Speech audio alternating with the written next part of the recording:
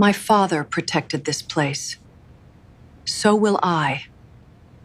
At 73 years old, Bertrice Crane signed her name for the last time as a married woman on a Tuesday morning in October in a room that smelled of fresh coffee and old oak carpet, while her husband of 50 years stood on the other side of a glass wall and laughed at something his lawyer had just said. She had dressed carefully that morning. The navy coat she had owned for 11 years, brushed clean and buttoned straight, her silver hair pulled back and pinned at the neck. She had not done this to impress anyone. She had done it because her mother once told her that how you carry yourself on the worst days of your life is the only thing that truly belongs to you. The office of Ingram Hale occupied the 14th floor of a building in downtown Knoxville, Tennessee. The chairs in the waiting room were upholstered in gray fabric and arranged along the wall like soldiers standing at attention. A young woman at the front desk offered Bertrice water twice without making eye contact either time. Through the floor-to-ceiling window, the city spread out below in its ordinary way, traffic moving, people walking, the world continuing, without any particular awareness that something was ending here on this floor at this hour. Bertrice sat with both hands resting flat on her knees and waited. Zebulon Crane was a tall man even now, though the years had taken some of the straightness out of him. At 76, his hair had thinned to uneven gray, and the lines in his face had deepened past the point of character into something more like weathering. He still carried himself with the posture of a man who considered his opinions to be facts, and he still wore his suits pressed, which was one of the first things Bertrice had admired about him 53 years ago, when they met at a church social in Maryville, and he had looked at her across a folding table of covered dishes as though she were the only interesting thing in the room. He was not looking at her now. He had not looked at her once since she arrived. Ingram Hale came out to collect her at 11:15. He was 52 trim, with the particular brand of courtesy that belongs to men who charge by the hour and have learned to make their clients feel at ease while delivering information that is not at all easy. He shook Bertrice's hand. He called her Mrs. Crane. He led her into a conference room where Zebulon was already seated at the far end of the table with a second attorney. Bertrice did not recognize a younger man with a yellow legal pad who smiled briefly and looked back down at his notes. The presentation took 40 minutes. Ingram Hale explained it clearly and without unnecessary pause. The house on Meridian Drive in Knoxville, the one where Bertrice had raised 2 sons and kept a garden for 28 years, was titled solely in Zebulon's name, a consequence of how they had structured their finances in the early years of their marriage, when such arrangements were common and when Bertrice had believed that what was his was theirs and had not thought to ask for the paperwork to reflect that belief.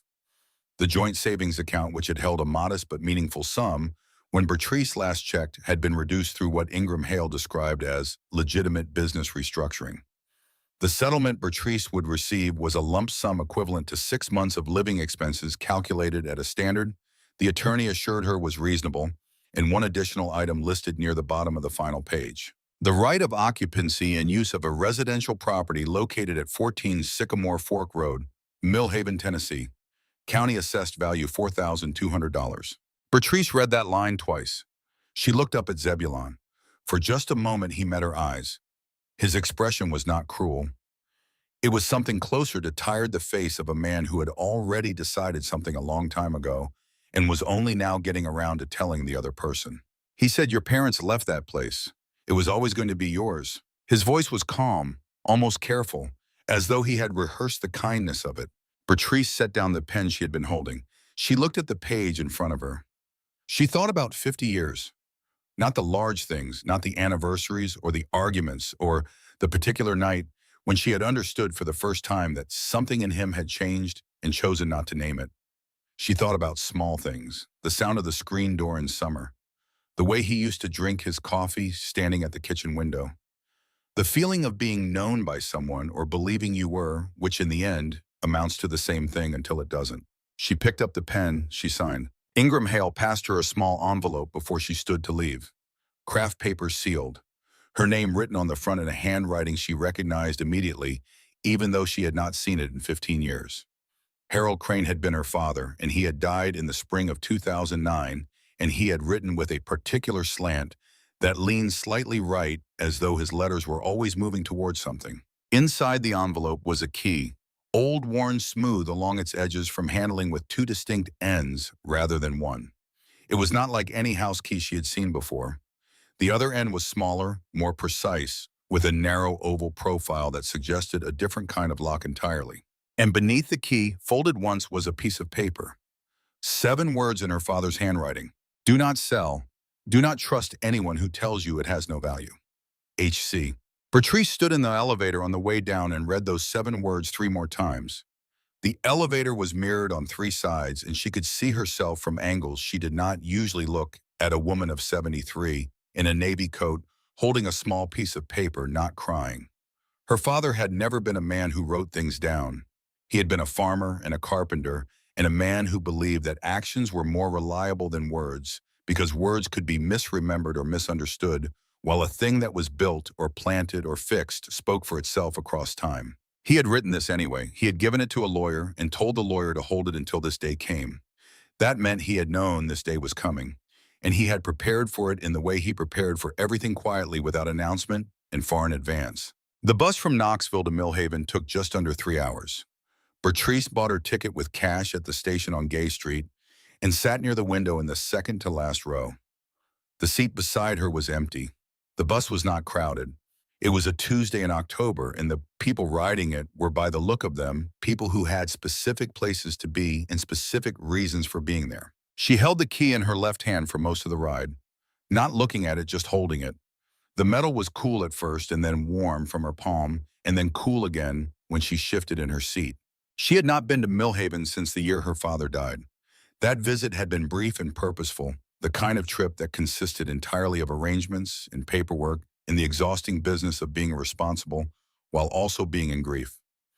She had walked through the house on Sycamore Fork Road with a clipboard and a sense of obligation, cataloged what was there, locked the door, and returned to her life in Knoxville, where Zebulon and the boys and the garden and the weight of ordinary days were waiting. She had meant to go back. There had always been a reason not to.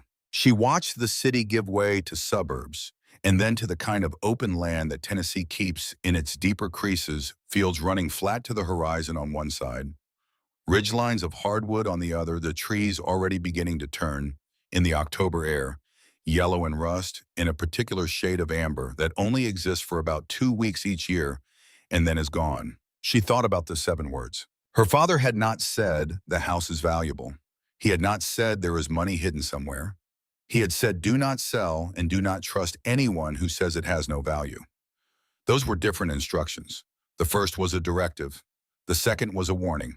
Together they implied that someone would come to her with exactly that message, that someone would look at what her father left and describe it as worthless, and that this description would be a lie told for a specific reason. She thought about Zebulon, about the word restructuring, about the papers she had signed over the years when he had explained them in language she had not always understood, and she had not always asked him to clarify, because she had trusted him, and because trust, when it is real, feels nothing like a risk. She did not allow herself to sit in that thought too long.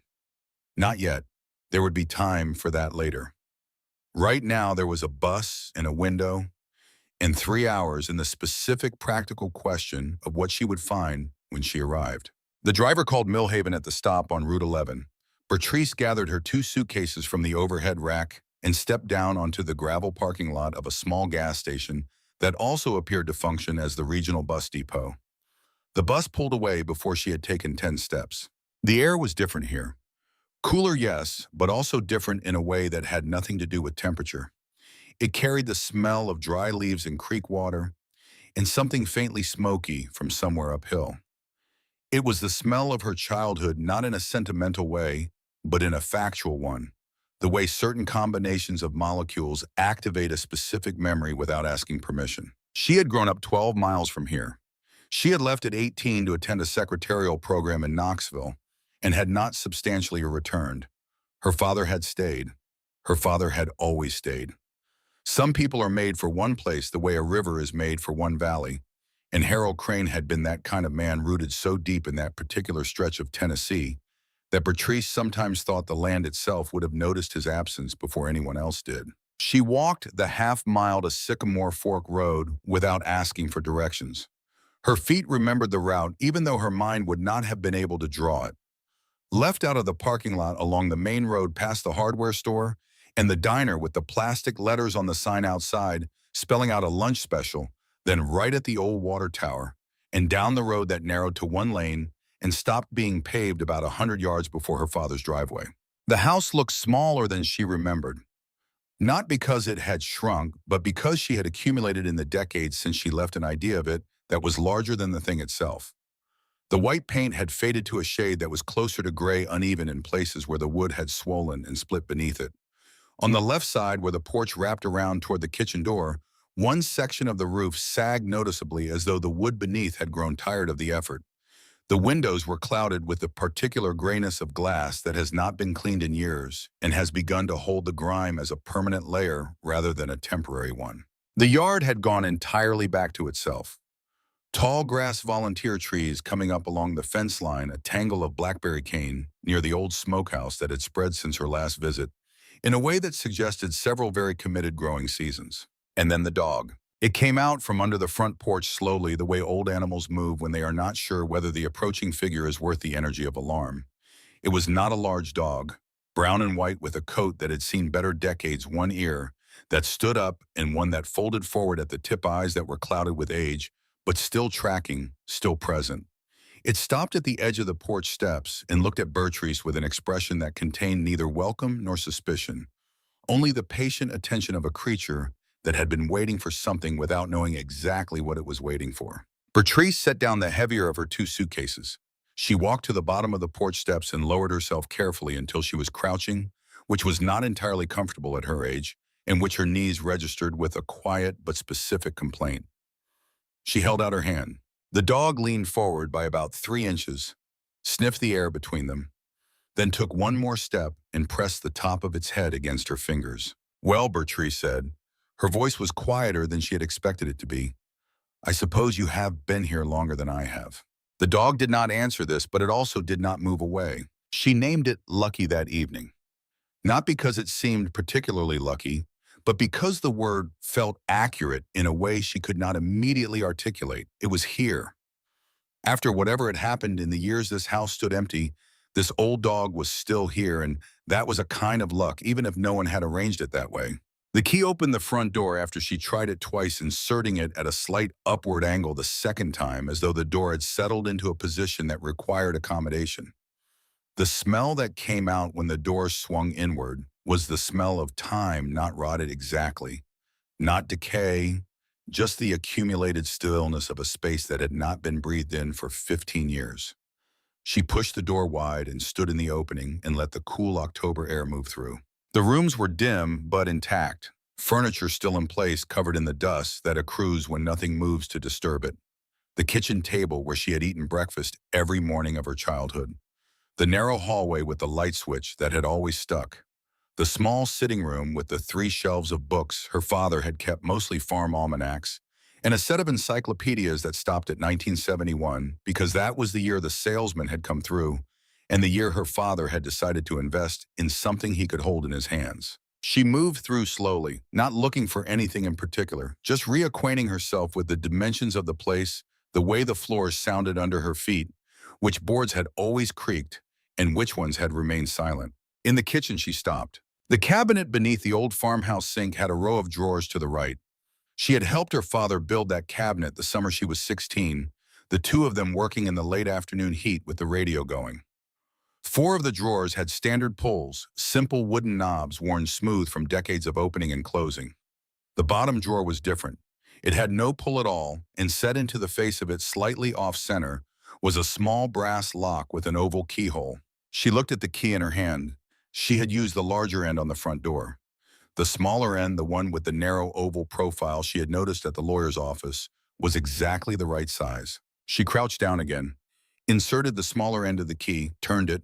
The drawer opened. Inside, wrapped in a piece of wax cloth, was a bundle of papers and folders, held together with a rubber band that had dried and cracked but still held.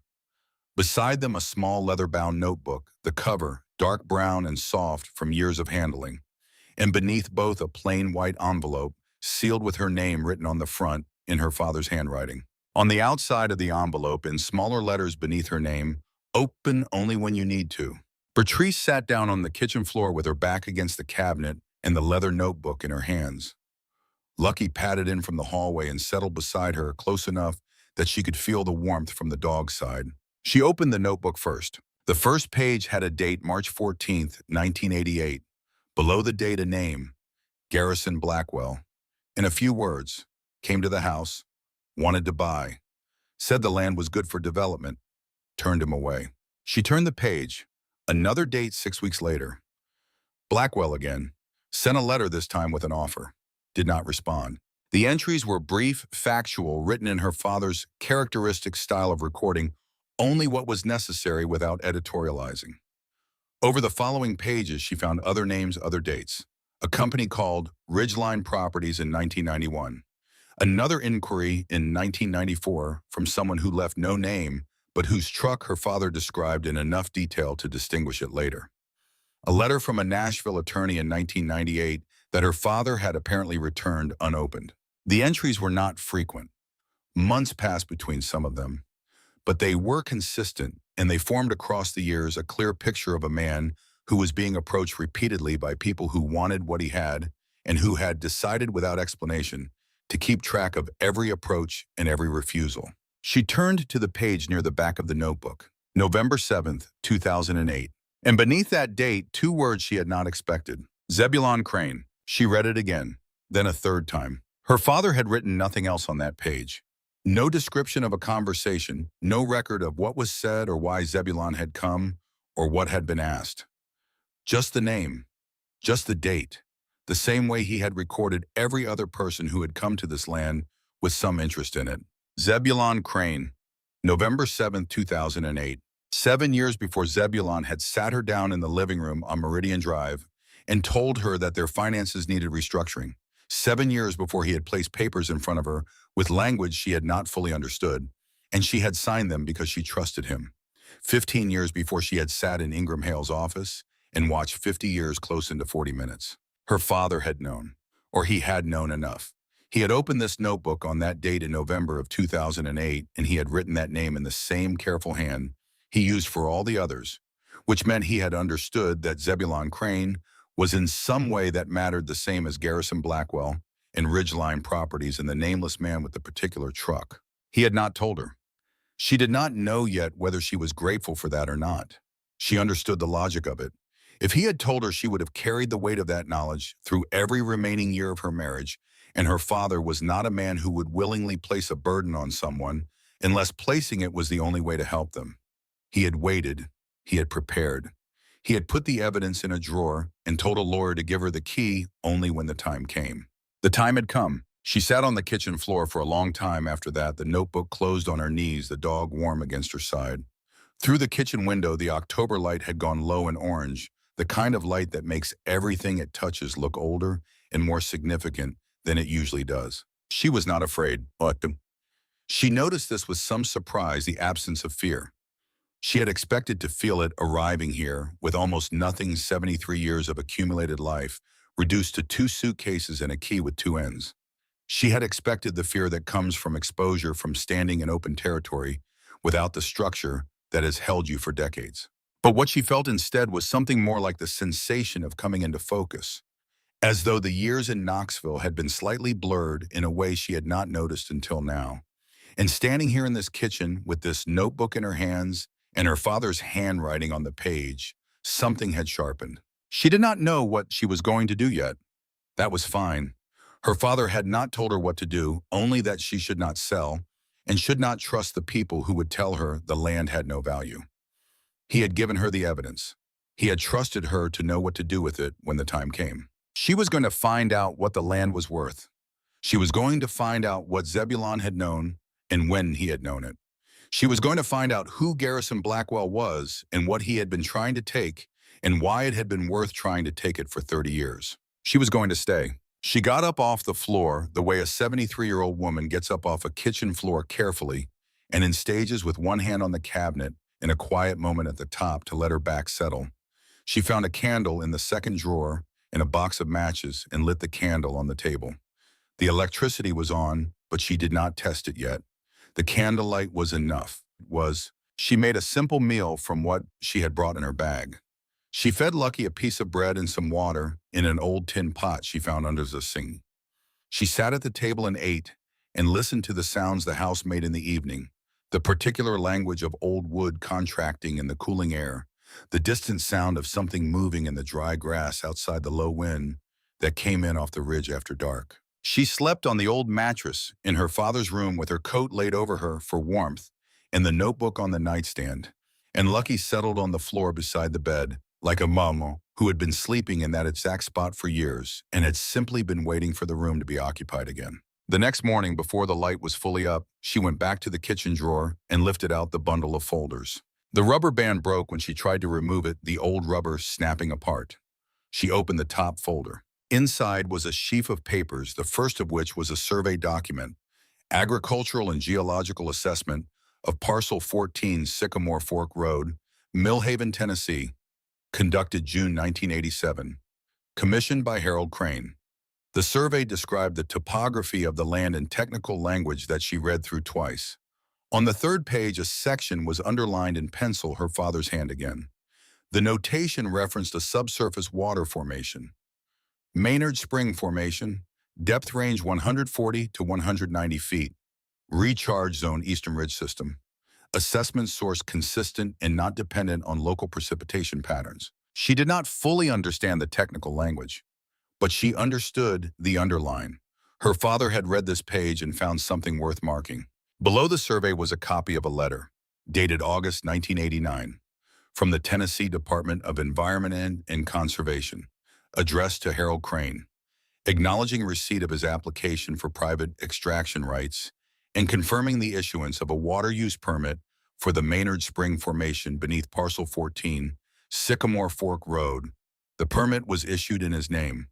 The letter contained a line she read carefully. Rights of extraction, as granted, herein shall transfer by direct bloodline, inheritance, and are not subject to transfer by marriage, will, or commercial transaction without separate application. By direct bloodline inheritance. She set the letter down. Below it, the last document in the bundle, a contract. 12 pages single-spaced printed on good paper with the letterhead of Blackwell Land Development, LLC, Nashville, Tennessee, dated March 2007. The contract was titled Agreement for Transfer of Water Access Rights in Surface Easement, and at the bottom of the last page on the signature line for Harold Crane there was nothing. No signature, no initials, no date. Just the blank line, clean and empty. He had read this contract. He had kept it. He had never signed it. And the contract had been sent to him 2 years before he died, which meant someone at Blackwell Land Development had known 2 years before Harold Crane passed that they needed his signature on this page before he was gone. They had not gotten it. She stood at the kitchen table in the early morning light with the unsigned contract in her hands and thought about a man she had known her whole life, a quiet farmer, who wrote things down in small notebooks and turned away men with offers and kept his paperwork in a locked drawer and left the key in the custody of a lawyer with instructions to give it to his daughter only when the right moment arrived. Her father had known exactly what he had. He had known for 30 years, and he had kept it intact and unencumbered and passed it to her. She put the contract back in the folder. She put the folder back in the drawer. She did not close the drawer yet. She stood looking at the stack of papers for a moment. Then she opened the white envelope. 2 things were inside. A small business card, sized with the name Noeline Halcombe, attorney at law, Nashville, Tennessee, and a phone number, and a folded piece of paper. She opened the paper. 2 lines, her father's handwriting, no date. Bertrice, if you are reading this, you have come to the right place at the right time. Noeline will help you. Love, Dad. She folded the paper once and held it in her hand. Outside, the October sun had cleared the ridge and was coming through the kitchen window at a low direct angle that lit up the dust on the table and the grain of the old wood and the long, familiar shape of the room her father had worked in every morning for 40 years. Lucky came and stood beside her. The dog looked up at her once, then looked at the window, then sat down. Bertrice Crane, 73 years old, stood in her father's kitchen with a business card in one hand and a letter in the other and felt for the first time in a very long while that she was standing on solid ground. She set the card on the table where she could see it. She would call the number tomorrow after she had slept again and eaten and thought carefully about what she needed to say. For now, there was water to check and a yard to assess and a house that needed to be understood before it could be worked on. She put on her coat. She opened the back door. She stepped out into the morning. She did not yet know about Ellsworth Halcombe or what he would tell her about Garrison Blackwell and about the year the wells ran dry and about what her father had done in the summer of 1998 that 4 families in this valley had never forgotten. She did not yet know what the water permit meant in practical terms, or what Blackwell had been planning for 30 years, or how far the people involved in that plan were willing to go to finish what they had started. She only knew that her father had spent the last years of his life making sure she would not be left without a way forward, and that the way forward began here on this land with this key in her pocket and these papers in the drawer and an old dog walking the yard beside her in the October light. She had nowhere else to go. That was not the same as having nothing. Ellsworth Halcombe showed up at 7:15 in the morning before Bertrus had finished her first cup of coffee, standing at the edge of the yard where the gravel met the grass with his hands loose at his sides and an expression that suggested he had been deciding whether to come for at least an hour before he actually did. He was a large man, broader across the shoulders than his age should have allowed, with a gray beard that had not been trimmed recently and a way of standing that distributed his weight slightly to the left, compensating for something in his right hip that had clearly been broken at some point and had healed at an angle the body had learned to work around. His hands were the hands of a man who had spent 50 years working with tools and engines. The knuckles thickened, the skin darkened in the creases in a way that no amount of washing entirely removes. He looked at the house first, then at Bertrus in the doorway, then at Lucky, who had emerged from beside the porch steps and was watching him with the calm assessment of a dog that has learned to read visitors before committing to a response. "I figured you would still be here," Ellsworth said. Bertrus held her coffee cup in both hands. "I arrived 2 days ago." He nodded once the way certain men nod when they have just confirmed something they already believed. He glanced toward the back of the property, toward the tree line that marked the beginning of the slope running up toward the eastern ridge. Then he looked back at her. "Someone has been trying to buy this land 3 times in the past 14 months, he said. Each time the offer was higher than the one before. The last one was $340,000. Bertrus was quiet for a moment. She had seen the county assessment figure on the divorce paperwork, $4,200. The name on the offers, Ellsworth said, is Garrison Blackwell. He runs a development company out of Nashville. He has been interested in this particular piece of ground for a long time. "How long?" Bertrus asked. Ellsworth looked at her steadily. "Longer than you have been gone." She invited him in. He sat at the kitchen table with a cup of coffee he held rather than drank, turning it in his hands while he talked. He had been Harold Crane's nearest neighbor for 31 years. He had watched the land check the mailbox when Harold asked him to keep an eye on the structure after the old man passed. He had expected at some point for a developer to show up with a bulldozer and a permit. He had not expected Harold's daughter to show up instead with 2 suitcases and no apparent plan to leave. "Harold was a private man," Ellsworth said, "but he told me once, maybe 10 years before he died, that he had something on this land that people were going to want. He said he was going to make sure it went to the right person. He said the right person would know what to do with it when the time came." Bertrus set her coffee cup down. She looked at this man she had met 40 minutes ago and thought about trust and what it costs more to withhold. She told him about the notebook, about the survey and the permit and the unsigned contract, about the name at the end of the list of names. Ellsworth listened without interrupting. When she finished, he was quiet for a long moment. Then he said, "Zebulon Crane came to see your father in November of 2008. I saw his car in the driveway. I did not know who he was at the time. I asked Harold about it afterward, and Harold said only that a man had come who already knew too much and wanted to know more. He did not elaborate. That was Harold." Bertrus looked at the window. Outside, the morning light was moving through the yard in long, low angles, touching the top of the fence posts and the upper leaves of the volunteer trees along the property line. "Blackwell contacted Zebulon before the divorce papers were filed," she said. It was not a question. Ellsworth turned his coffee cup once more in his hands. "I cannot tell you the sequence of it," he said, "but I can tell you that Garrison Blackwell does not spend money on offers unless he has already done the work of knowing who stands between him and what he wants. Your father stood between him for 30 years. When your father died and the property stayed empty, Blackwell waited. When circumstances changed and this land became available again through the settlement, Blackwell would have known about that change before you did. He paused. He looked at her directly. Blackwell has a sister who works in a title research office in Knoxville, he said. She has access to pending estate and divorce filings as part of her professional function. That is not illegal. It is the kind of information Blackwell has always paid attention to. Bertrice sat with this for a moment. The architecture of it was becoming clear to her, the long patience of it, the way a man like Blackwell would construct a path toward a thing he wanted, across decades identifying every obstacle, working around each one methodically until the moment arrived when the last obstacle removed itself. She had been the last obstacle without knowing she was one. What is on this land, she said, that is worth 30 years of patience? Ellsworth set down his coffee cup for the first time. In the summer of 1998, he said this part of Tennessee had the worst drought in 4 decades. The county lost 40% of its well capacity in 6 weeks. Farms that had operated for generations had to truck in water. 2 families on this road had their wells go completely dry. Your father did not. His well drew from a formation that does not depend on surface conditions. He ran a line from his pump to both neighboring properties for the entire summer and would not take a dollar for it. By the time it was over, 4 families in this valley owed Harold Crane something they had no way to fully repay. He stopped.